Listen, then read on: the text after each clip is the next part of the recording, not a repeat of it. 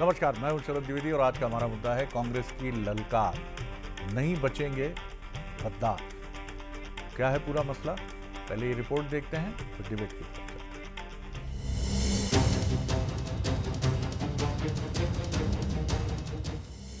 मध्य प्रदेश कांग्रेस में अब संगठन को मजबूत करने की बड़ी कवायद शुरू हो गई है।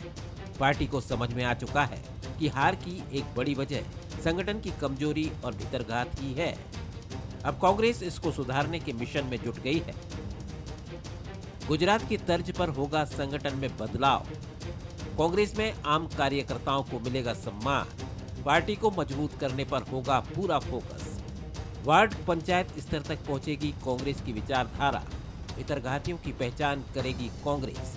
ब्लॉक और जिला स्तर पर पहचान कर किया जाएगा बाहर। पार्टी में आस्था रखने वालों को आगे बढ़ाया जाएगा। सरकार के दबाव के चलते कई कार्यकर्ताओं में असमंजस।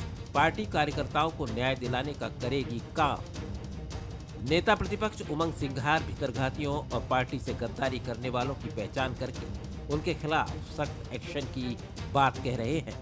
राहुल गांधी ने कहा है कि ऐसे लोग भी है जो भीतरघाती है कांग्रेस में, वो जो कांग्रेस में रह के कांग्रेस को हराते हैं, उनको भी ब्लॉक और जिला स्तर पर चिन्हित किया जाएगा। तो मुख्य लोग हैं जो पार्टी से जुड़े हैं, उनको आगे बढ़ाया जाएगा।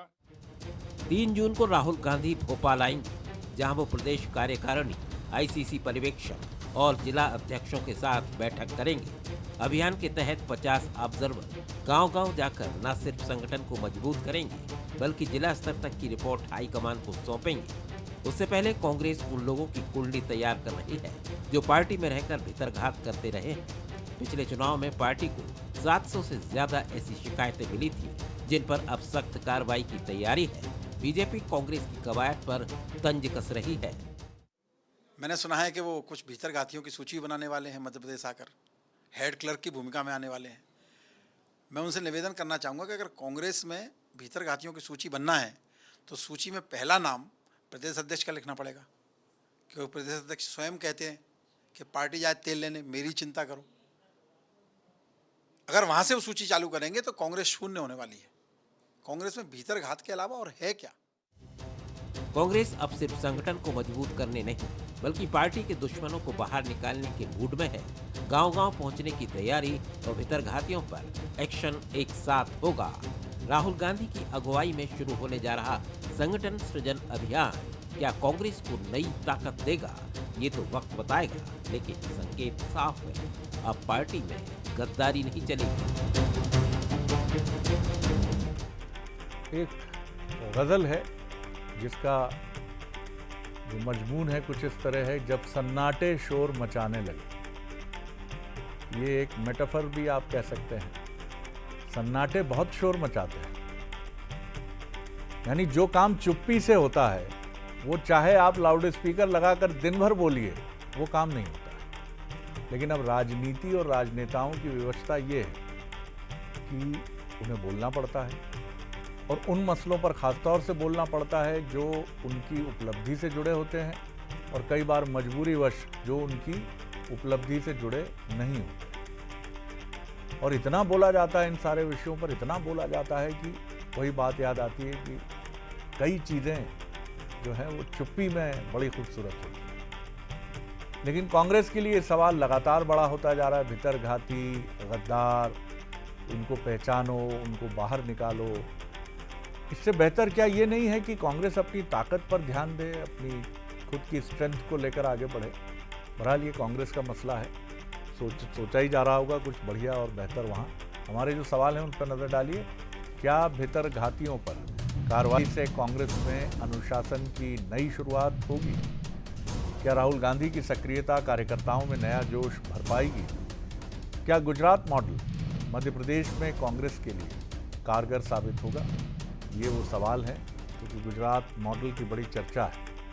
हमारे साथ जो मेहमान हैं उनसे मिलिए। फिरोज सिद्दीकी साहब हैं, युवा नेता, प्रवक्ता, उनका बहुत स्वागत है। संदीप पौराणिक जी हैं, सीनियर जर्नलिस्ट हैं, विश्लेषक हैं, उनका बहुत स्वागत है। और पंकज चतुर्वेदी जी हैं, सीनियर लीडर हैं, प्रवक्ता हैं, लेखक हैं, मोटिवेशनल स्पीकर हैं, उनका बहुत स्वागत है। संदीप जी, कैसे देखते हैं आप? बात बार बार वहीं घूमती है कि कांग्रेस को अब ये करना है, कांग्रेस ये करने जा रही है। इन तमाम बातों के बीच में हम हर बार बड़ी उम्मीद से देखते हैं कांग्रेस को, इस बार भी देखेंगे कि अब लगता है कि कांग्रेस बदल रही है। लेकिन निश्चित तौर पर कुछ मजबूरियां, चुनौतियां ऐसी हैं जो कांग्रेस को फिर उसी पुरानी पटरी पर ले जाती हैं, या बीजेपी की रणनीति का कोई काट वो नहीं ढूंढ पाती। कैसे देखते हैं आप ये ताज़ा तरीन जो मसला है? देखिए शरद जी, कांग्रेस के लिए सबसे बड़ी चुनौती कांग्रेसी ही रहे हैं। चाहे चुनाव का समय हो, चाहे शांति काल का दौर हो, चुनाव नहीं होते हैं।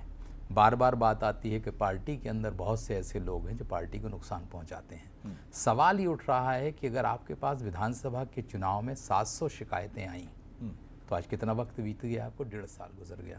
अगले चुनाव को कितना समय बचा है? 3.5 साल। अब आप बात कर रहे हैं उन पर कार्रवाई की जाएगी, राहुल गांधी ने वो कहा है, उसको दोहराया जा रहा है। लेकिन शरद जी, बेहतर ये होता कि आप ऐसे लोगों को बाहर करने की बात करने से बात नहीं बनती, आपका एक्शन दिखना चाहिए। और ज़रूरत नहीं है कि आप मंच पर आके ये बात कहें या मंच पर खड़े होकर ये बात कहें। पार्टी के अंदर ऐसे संदेश जाने चाहिए कि कोई भीतरघात करने की कोशिश ना कर पाए। बहुत से लोग जानते हैं कि किन लोगों की निकटता है विरोधी दल से। ऐसे लोगों पर क्या पार्टी कार्रवाई कर पाएगी? मुझे लगता है कि राहुल गांधी का दौरा होगा, और अगर वाकई में अनुशासन का डंडा कांग्रेस ने चलाया तो कांग्रेस को आने वाले समय में लाभ हो सकता है। लेकिन क्या कांग्रेस ऐसा कर पाएगी, ये एक सवाल रहता है। कारण उसका ये है कि कांग्रेस के अंदर गुटबाजी, या जिसको हम कई बार पट्टा परंपरा कहते हैं, वो व्यक्ति जो अनुशासनहीनता या यूँ कहें कि भीतरघाती है, वो किसी बड़े नेता का समर्थक होता है तो पार्टी कार्रवाई नहीं कर पाती है। अब ये चुनौती तो होगी, राहुल गांधी एक ऊर्जा भर सकते हैं, लेकिन जो उमंग सिंगार ने कहा है अगर उस पर अमल होगा तो मुझे लगता है कि कांग्रेस को ताकत मिलेगी। बिल्कुल ठीक है आपने। पंकज जी, कैसे देखते हैं आप? आपकी प्रिय पार्टी फिर एक बार संगठित होकर आगे बढ़ने की तरफ बढ़ चली है, और राहुल जी भी आ रहे हैं 3 जून को, और जी आपकी टिप्पणी। सर जी देखिए, ये तो विशेष रूप से कांग्रेस पार्टी के विषय है, और उमंग भैया ने जो लिखा वो ठीक लिखा। उन्होंने लिखा है शरद जी कि ये सब कदम संगठन में विश्वसनीयता और शुद्धता के लिए किए जा रहे हैं। तो एक सच को तो स्वीकार कर रहे हैं कि कांग्रेस पार्टी में विश्वसनीयता नहीं और शुद्धता भी नहीं है। तो जिस पार्टी में ढेरों अशुद्धियां हों और विश्वसनीयता का संकट नेता प्रतिपक्ष और प्रदेश अध्यक्ष के बीच हो, शरद जी कोई एक उदाहरण जो स्थापित करता हो कि जीतू भैया और उमंग भैया के बीच में कोई अच्छे संबंध हो, मधुर हो, दिखावा अलग बात है शरद जी। कोई एक आंदोलन, एक आयोजन जहां पर कहीं सिनर्जी, तालमेल दिखाओ नहीं है। और शरद जी, एक कहावत होती है कि पर उपदेश कुशल बहुतेरे। तो कांग्रेस के कार्यकर्ताओं को नेता के रूप में ज्ञान देना बहुत आसान है, पर कांग्रेस के बड़े नेताओं के आचरण कैसे, आप दिग्विजय सिंह जी, कमलनाथ जी के आचरण से लीजिए, पूरी श्रृंखला है शरद जी नीचे तक की। और लगभग अभी ये संदीप जी आदरणीय बात कर रहे थे पट्टा की। शरद जी, 2 चीजें हैं, या तो पट्टा या ठप्पा। ये 2 गुण कांग्रेस पार्टी में आप में नहीं है तो आप नहीं पनप सकते। योग से मुझे पर्याप्त अनुभव है कांग्रेस की उस धारा। लेकिन पंकज जी, ये मनुष्य का स्वभाव है। मतलब ठीक है, खुलकर हम कई बार कह देते हैं कि पट्टा परंपरा, लेकिन भारतीय व्यवस्था में, हर राजनीतिक दल में, सामाजिक व्यवस्था में, आप उसको गरिमा में तरीके से कहिए तो गुरु शिष्य परंपरा कह लीजिए। जी नहीं शरद जी, उससे उस शब्द से तो शरद जी गरिमा का भाव है कि गुरु यानी फिर समर्पण, आदर का भाव। यहाँ तो दिग्विजय सिंह जी पट्टे थे अर्जुन सिंह जी के, ठप्पा अर्जुन सिंह जी का था, अवसर लगा तो अर्जुन सिंह जी का पटरा गोल कर दिया, सिंहासन गायब कर दिया दिग्विजय सिंह जी ने। ये अंतर है शिष्य में और पट्टे और ठप्पे में, और यही समस्या कांग्रेस पार्टी की है। मैंने इसलिए कहा कि विषय इनका है। पर उमंग जी को बहुत बधाई कि आज उन्होंने एक बार फिर सच को स्वीकारा। जितेंद्र पटवारी जी बोलते हैं कि पार्टी में गुटबाजी का कैंसर है, सबके सामने कहते हैं। जिस कार्यालय में शरद जी प्रदेश कांग्रेस कमेटी का अध्यक्ष विलाप कर रहा हो, रुदन उनके रो रहा हो सबके सामने कि एक हो जाओ, और उसी पार्टी का नेता प्रतिपक्ष कह रहा है कि अब आवश्यकता है कि हमारे बीच विश्वसनीयता और शुद्धता स्थापित की जाए। तो शरद जी, किसी ने रोका इनको विश्वसनीयता शुद्धता के लिए? संदीप जी ने ठीक कहा कि ये बातें सिर्फ करते हैं, और सिर्फ कांग्रेस के कार्यकर्ताओं को ज्ञान और उनको ऐसा भान कराने के लिए कि अब बहुत काम हो रहा है, राहुल गांधी जी आएंगे। जी चलिए, बहुत आदर के साथ राहुल जी का स्वागत है मध्य प्रदेश में। नतीजा ढाक के 3 बातों कुछ नहीं बदलेगा। हमारा बात कर लेंगे 7 दिन बाद। वही गुटबाजी, वही झगड़े, वही द्वंद्व, वही प्रतिद्वंदिता, वही कबीला, वही कस्बा, वही गिरोह, ये इनका चरित्र चलचित्र सब बन चुका है शरद जी, नहीं बदलाव आ सकता। नहीं, इतनी भी नाउमीदी की बात नहीं होनी चाहिए पंकज जी, कुछ ना कुछ बदलेगा अरे निश्चित सामने तौर पर। सर इतिहास है, हाँ, सर इतिहास है इनका, क्योंकि अब और धीरे धीरे भविष्य दिख वो, रहा है सामने। हम अभी एक दिन पहले इसी मंच पर ही बात कर रहे थे कि वो वरिष्ठ पीढ़ी अब कांग्रेस से धीरे धीरे विदाई की दहलीज पर है, जो कई अच्छा बार। सर, जो कनिष्ठ पीढ़ी, शरद जी, कनिष्ठ पीढ़ी भी तो उनका अनुसरण कर रही है। हाँ। अगर जैसा द्वंद्व कमलनाथ जी, दिग्विजय सिंह जी के बीच जी, है, चलिए अब वैसा फिरोज उससे अधिक सिद्दीकी साहब द्वंद्व को सुन लेते उमंग हैं। जी और जीतू जी के आप बीच है। आपको जवाब देंगे वो क्या क्या कहते हैं। जी देखिए फिरोज साहब। देखिए शरद जी, कोई भी पार्टी जो होती है वो अपनी गलतियों से और अपनी जो पीछे उसने छोड़ दिया है उससे सीखती है। कांग्रेस की एक बहुत बड़ी लंबी परंपरा है, वो 150 साल पुरानी पार्टी हो गई है, और कांग्रेस ने बहुत उतार चढ़ाव इस देश में देखे, उस बहुत कई जगह उसने संकट से इस देश को निकाला भी है। अभी हाल ही में हमने जो ऑपरेशन सिंदूर है उसमें भी आपने कांग्रेस पार्टी का रोल देखा कि उसने सेना के साथ खड़े होकर पूरे देश, पूरी सरकार के साथ खड़े होकर सरकार को संबल दिया। तो कांग्रेस का एक अपना अनुभव है। राहुल गांधी जी ने 2 पायलट प्रोजेक्ट बनाए, 2 स्टेटों को चिन्हित किया, एक गुजरात और दूसरा मध्य प्रदेश, जहां हमको वैचारिक स्तर पर भारतीय जनता पार्टी से आमने सामने लड़ना है। और ये दोनों ही स्टेट जो है 2 पार्टी सिस्टम में, हमारे पास यहाँ 40% वोट है, 2 करोड़ हमारे पास लगभग हमको वोट मिलता है, लेकिन कहीं ना कहीं हम उसको मटेरियलाइज नहीं कर पाते। जो हमने संगठन सृजन अभियान चालू किया है, असल दिक्कत ये थी कांग्रेस में कि जो हमारा वैचारिक कार्यकर्ता, किसी भी पार्टी का की रीढ़ की हड्डी उसका वैचारिक कार्यकर्ता होता है, चाहे वो कोई भी पार्टी हो, तो जो हमारा वैचारिक कार्यकर्ता है वो कहीं ना कहीं संगठन में पीछे रह जाता था। और जो लोग धन बल उसके भाव उसकी दम पर संगठन में आगे आ जाते थे, इसी चीज़ को अब जो है राहुल गांधी जी पलटने जा रहे हैं। इसलिए उन्होंने 50 AICC के ऑब्जर्वर बनाए, वो स्वयं मॉनिटरिंग कर रहे हैं मध्य प्रदेश की। इसी तारतम्य में वो इनका ये पहला दौरा है, ये अंतिम नहीं है, ये पहला दौरा है, और आप निरंतरता देखते जाएंगे कि ये दौरे कार्यक्रम होते जाएंगे। वो अभी हमारे मीडिया टीम से भी मुखातिब होंगे और सबसे एक 1-to-1 चर्चा भी करेंगे। इस लेवल पर कांग्रेस पार्टी काम कर रही है। इस देश में शायद ही कोई गांव हो जहां कांग्रेस पार्टी का वैचारिक कार्यकर्ता ना हो। जहां तक स्लीपर सेल का सवाल है, क्योंकि अब सवाल पूछेगी भारतीय जनता पार्टी, ये सही है कि हर पार्टी में, हर संगठन में, हर जगह कहीं ना कहीं जो लोग होते हैं वो क्षणिक लाभ के लिए, छोटे लाभ के लिए दूसरे दल से है ना अपन दल के साथ सांठगांठ कर लेते हैं। उनको भी हमने सबको चिन्हित कर रखा है, किस किस के व्यापार हैं, कौन कौन क्या क्या काम करता है, किसके कौन संगठन में आगे आ गया। और जो हमारा वैचारिक कार्यकर्ता है, जो निष्ठावान लोग हैं, ईमानदार लोग हैं, बरसों जिन्होंने पार्टी के साथ निकाल दिए, वो हैं। सिंधिया जी छोड़ के गए, क्या हुआ कांग्रेस को? वहाँ 2 नगर निगम हम जीत गए, वहाँ हमारा वोट बढ़ गया। तो ऐसा नहीं है कि कोई छोड़ के चला जाएगा तो कांग्रेस पार्टी को नुकसान हो जाएगा। कांग्रेस पार्टी अपना काम कर रही है, और जो भारतीय जनता पार्टी है वो बहुत कम आंक रही है अभी कांग्रेस को। उसको ये विश्वास नहीं हो रहा है कि जो उसका हमारा जो 40% वोट है, इसको 3-4% बढ़ने में कभी भी बढ़ जाएगा ये, और 1.5% अगर स्विंग में यहाँ सरकार बन जाती है। संदीप जी, 2 बातें जो मैं फिरोज सिद्दीकी साहब के बात से उठा रहा हूँ। पहली चीज़ तो ये है कि गुजरात और मध्य प्रदेश का चयन बिल्कुल ठीक बात है। दोनों स्टेट 2 पार्टी हैं, और दोनों जगह मध्य प्रदेश तो गुजरात से भी ज़्यादा मजबूत वैचारिक संगठन वाला, देश में सबसे मजबूत वैचारिक संगठन, सक्रिय संगठन वाला प्रदेश है। तो ये बड़ी अच्छी बात है। दूसरी चीज़, ये राहुल गांधी का पहला दौरा नहीं है, इसने भी मेरे कान खड़े किए कि राहुल गांधी आते रहेंगे। तो सबसे टफ बैटल से शुरुआत करना, इसको कैसे देखते हैं? सबसे मजबूत किलों पर उम्मीद से देखना। देखिए शरद जी, अगर आपको कोई बड़ी लड़ाई जीतनी है तो लोग कहते हैं कि अगर आप जंगल में जाएं तो आपका निशाने पे शेर होना चाहिए। अगर आप जंगल पे शेर पे निशाना साधते हैं तो छोटे मोटे जो जानवर होते हैं वो ज़्यादा आप पर असर नहीं डालते हैं। तो मुझे लगता है कि मध्य प्रदेश बीजेपी की प्रयोगशाला है शरद जी। मध्य प्रदेश में बीजेपी जितनी मजबूत है वैचारिक तौर पर, संगठन के तौर पर, कार्यकर्ताओं की टीम, वो बड़ा मजबूत किला है मध्य प्रदेश। और जहाँ तक आपने कहा कि राहुल गांधी ने मध्य प्रदेश के बड़े हिस्से को शरद जी बहुत करीब से देखा है। चाहे हम बात कर लें 2007-8 की, जब बुंदेलखंड पैकेज मिला था तो उन्होंने पूरे इलाके का दौरा किया था।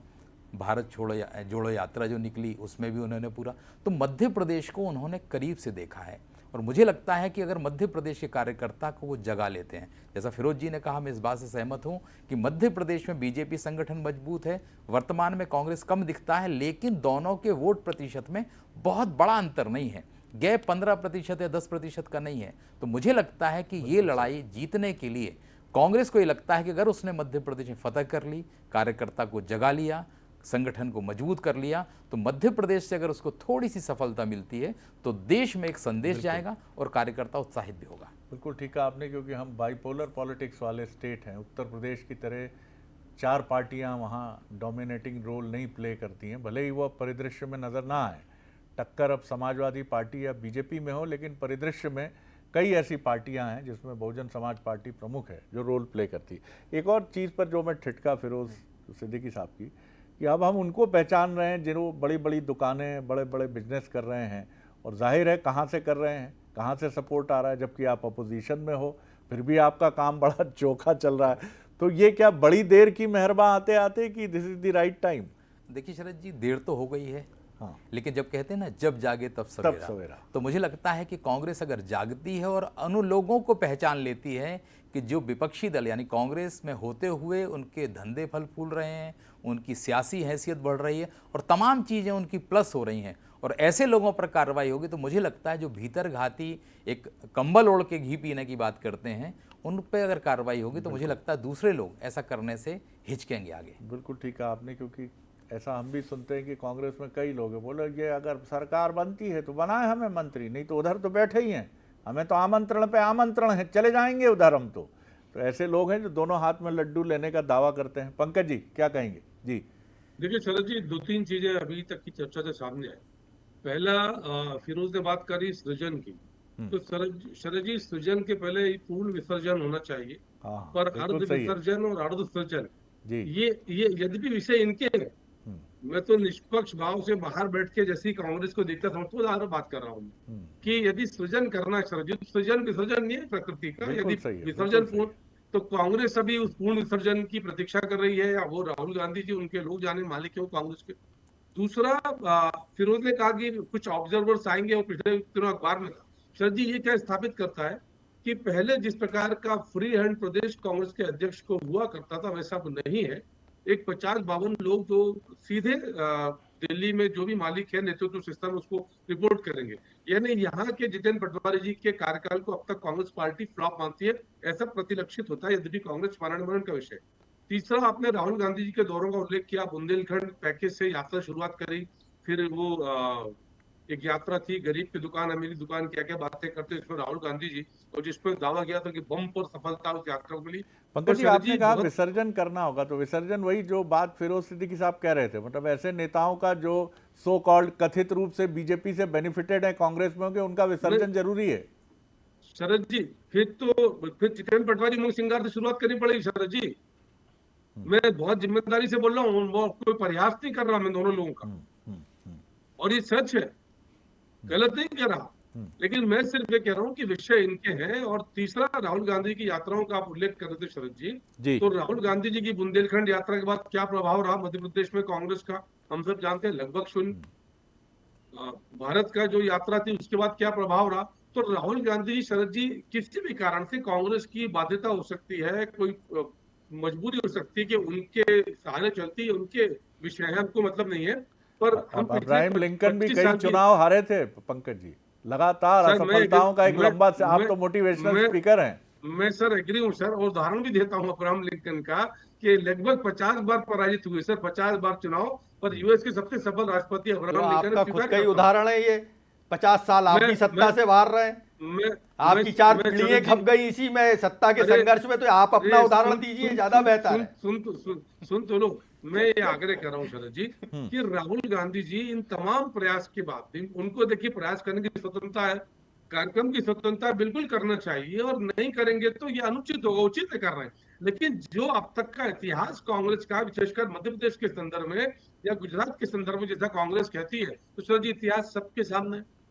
तो ये बहुत आसान लगता है बोलना कि 3% तो वोट बढ़ाना, 3% तो वोट बढ़ाना। अरे भारतीय जनता पार्टी जनता के बीच है, ऐसा नहीं कि आप वोट बढ़ाने का काम करेंगे तो हम लोग विश्राम कर रहे हैं राजनीतिक रूप से, तो वो उसके आधार पर, तो जहां कांग्रेस पार्टी की सोच पर शरद जी विराम लगता है, लगभग वहां से भाजपा की सोच प्रारंभ होती है। ये बुनियादी अंतर है और ये मूल मुद्दा नेता, नीति और नियत जी तीनों जी। का असर। लेकिन जब तक पंकज शरद जी जी ये भी एक तुष्टीकरण- चैलेंज है, इसमें कोई शक नहीं कि आप जादूगर पार्टी हैं और जादूगरी कोई जादूगर की तरह हाथ की सफाई से नहीं आती, कड़ी मेहनत से आती है आपकी। लेकिन आपकी ये कड़ी मेहनत कहाँ लग रही है ये भी बहुत महत्वपूर्ण है। राजनीतिक समीक्षक कहते हैं कि वो कई बार आपकी तथाकथित जो कमजोरियां हैं उनको छिपाने पर भारी पड़ती है ये आप मेहनत, और उसको छिपा के आगे ले आती है। तो ये भी देखना पड़ेगा कि आपको अपने प्लस नंबर भी बढ़ाने होंगे पंकज जी।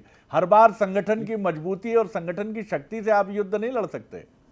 मैंने तो कहा शरद जी कि हम तो समयकाल परिस्थिति के आधार पर जिस कला कौशल की आवश्यकता उस पर काम करते हैं, और इसीलिए भारतीय जनता पार्टी, शरद जी, ऐसा है नहीं हम चुनावी पार्टी नहीं है, हम जनसेवा नहीं की आप पार्टी ये है, तो no regular doubt, no regular doubt sir, regular. No doubt. और इसीलिए शरद जी जादूगर नहीं सर, हम जनता के बीच रहने वाले लोग हैं और जनता जादू करती है कृपा करके हमारे ऊपर। जादूगर शरद जी जनता है, जनता हम है तो नहीं, वो आपकी प्रयास मेहनत पे रीझती है साहब, ये तो मेहनत मानना करते हैं पड़ेगा, सर, ये तो कहना मेहनत पड़ेगा। करते हैं और सतत जनता के बीच रहते हैं।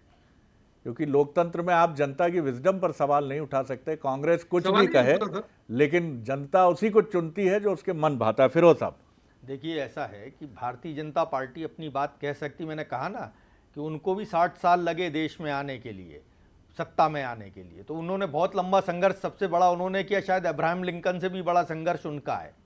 रही बात कांग्रेस जो है वो हमने 50 ऑब्जर्वर बनाए, क्यों बनाए? अलग अलग स्टेटों से आएंगे, वो अलग अलग ज़िले में, गांव कस्बे तक जाएंगे, कार्यकर्ताओं से बैठकें करेंगे, पूरी रिपोर्ट तैयार करेंगे। ऐसे ही राहुल गांधी जी जो है वो आके 50 ऑब्जर्वरों के साथ साथ संगठन के जो लोग हैं, बड़े मतलब फ्रंटल ऑर्गेनाइजेशन के अध्यक्ष हैं, प्रदेश कार्यकारिणी के AICC मेंबर्स हैं, तो हम तो सबसे के साथ मिलकर काम कर रहे हैं। ये ऐसा नहीं है कि हम किसी से को अछूत मान रहे हैं। जिसने आज तक गलती की, अगर वो सुधरने की और निष्ठा की तरफ जा रहा है तो हम उसको भी साथ रख रहे हैं और अपने संगठन का जो अनुशासन है उसको बनाए रख रहे हैं। और राहुल गांधी जी की जहाँ तक सफलता का सवाल है, वो एक अकेले इंसान ने पूरी जितनी, जिसको कहते हैं बीजेपी को पूरा हिला के रखा है। वो उन्होंने वैचारिकता कभी नहीं छोड़ी। अगर वो हम चुनाव हारे 2019 में तो उन्होंने इस्तीफा दे दिया। 4 राज्य उन्होंने टेक ऑन किए थे,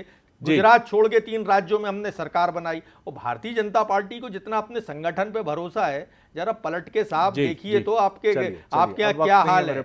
हर जिले में दो पुराना कांग्रेसी जो है वो आपका विधायक है, किसी भी जिले में आप बात कर लीजिए। बात यह है कि किसी समीक्षक ने, पंकज जी इसको और गहराई से समझेंगे, कि एक समीक्षक ने कहा है कि जिस तरह रॉकेट अपने यूज्ड सेगमेंट्स को छोड़ देता है क्योंकि उसे और एनर्जी से अगले ऑर्बिट में जाना है, इसीलिए मनुष्य के लिए भी कहा जाता है कि उसकी ऐसी आदतें जो उसे अंतरिक्ष में प्रक्षेपण में बाधा उत्पन्न कर रही हैं वो उसको छोड़नी होंगी, उनसे मोह नहीं पालना होगा। है वो आप ही का हिस्सा और आपको ले भी गया है एक ऊंचाई तक, लेकिन अब वो आपकी खूबी नहीं, आपकी खामी है। कांग्रेस को यही देखना पड़ेगा, राहुल जी को भी देखना पड़ेगा कि क्या कुछ ऐसी चीजें हैं जो कभी खूबी थी लेकिन अब खामी है। अब आपको वो चुनाव रूपी सफलता के ऑर्बिट में नहीं ले जा रही हैं, तो क्या करना पड़ेगा? उनको बहुत निर्मम होकर छोड़ना पड़ेगा कि जाइए भाई साहब, अब हमें आपकी ज़रूरत नहीं है। शायद कांग्रेस ये सोच रही है और जिस तरह से बात कर रही है, साउंड कर रही है, वैसा ही लग रहा है। आप तीनों मेहमानों का बहुत शुक्रिया। नमस्कार।